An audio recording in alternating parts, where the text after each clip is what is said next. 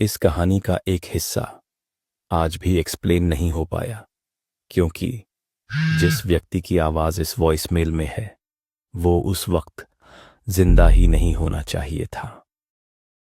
यह घटना रोहन के साथ हुई थी। रोहन ने हाल ही में होटल मैनेजमेंट का कोर्स पूरा किया था। कोर्स के बाद इंडस्ट्री एक्सपोजर के लिए उसे एक प्रोफेशनल ट्रेनिंग प्रोग्राम पर शहर से बाहर भेजा गया। ट्रेनिंग लोकेशन से काफ़ी दूर होने की वजह से होटल मैनेजमेंट की तरफ से उसके रहने की व्यवस्था एक पुराने कॉटेज स्टाइल होटल में की गई। वो जगह पहले एक फार्म हाउस हुआ करती थी, बाद में उसे गेस्ट स्टे में बदल दिया गया था। यह होटल मनाली के बाहरी इलाके में था, जहां आसपास ज़्यादा आबादी नहीं थी। स्थानीय लोग उस जगह के बारे में ज़्यादा बात नहीं करते थे, बस इतना कहते थे, रात में वहां अकेले मत रहना। रोहन ने इसे ग्रामीण अंधविश्वास समझकर नज़रअंदाज कर दिया। उसके कमरे में लकड़ी का दरवाज़ा था, पीली रोशनी वाला एक बल्ब और सामने दीवार पर पुराना शीशा लगा था। मोबाइल नेटवर्क बहुत कम आता था। उस रात ट्रेनिंग के बाद रोहन जल्दी सो गया। 2:17 AM। कमरे की खामोशी मोबाइल की कंपन से टूटी। स्क्रीन पर लिखा था अननोन नंबर। रोहन ने कॉल काट दी। उसे लगा शायद नेटवर्क इश्यू होगा, लेकिन कुछ ही सेकंड बाद फोन फिर बजा। इस बार उसने कॉल उठा ली। हेलो। उधर से कोई आवाज नहीं आई, सिर्फ भारी सांसें, ऐसी सांसें जैसे कोई बहुत पास खड़ा हो। रोहन बिस्तर पर सीधा बैठ गया। कौन है?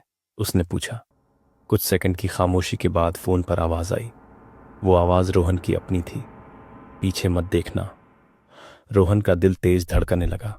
कमरा अंदर से बंद था, वो अकेला था, फिर भी उसकी ही आवाज उसे चेतावनी दे रही थी। फोन से आवाज फिर आई। मैं वही हूं जो तुम्हारे पीछे खड़ा है। रोहन ने तुरंत कॉल काट दी। उसने खुद को समझाया कि शायद थकान की वजह से उसका दिमाग उसके साथ खेल कर रहा है। उसी पल मोबाइल वाइब्रेट हुआ। New voicemail received. रोहन ने वॉइसमेल प्ले की। रिकॉर्डिंग में उसकी खुद की आवाज थी। नहीं, पीछे मत आना। फिर एक जोर की आवाज, जैसे कोई चीज जमीन पर गिरी हो। रिकॉर्डिंग यहीं खत्म हो गई। नीचे लिखा था टाइम 2:18 AM। रोहन समझ नहीं पा रहा था कि ये वॉइस मैस किसने रिकॉर्ड की। उस समय वो तो जिंदा और सुरक्षित था। तभी कमरे में लगा पुराना शीशा अपने आप दरकने लगा। एक महीन सी दरार, फिर पूरा शीशा टूट गया। टूटे हुए कांच में रोहन को अपना ही प्रतिबिंब दिखा, लेकिन वो प्रतिबिंब मुस्कुरा रहा था और रोहन मुस्कुरा नहीं रहा था।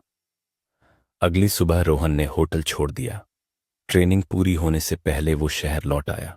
उस होटल के बारे में बाद में पता चला, उसी कमरे में सालों पहले एक व्यक्ति की अकेले मौत हुई थी और रात के समय कई लोगों ने अपनी ही आवाज में कॉल आने की शिकायत की थी। यह घटना आज भी रिकॉर्ड में दर्ज है, फाइल नंबर 27, लास्ट कॉल।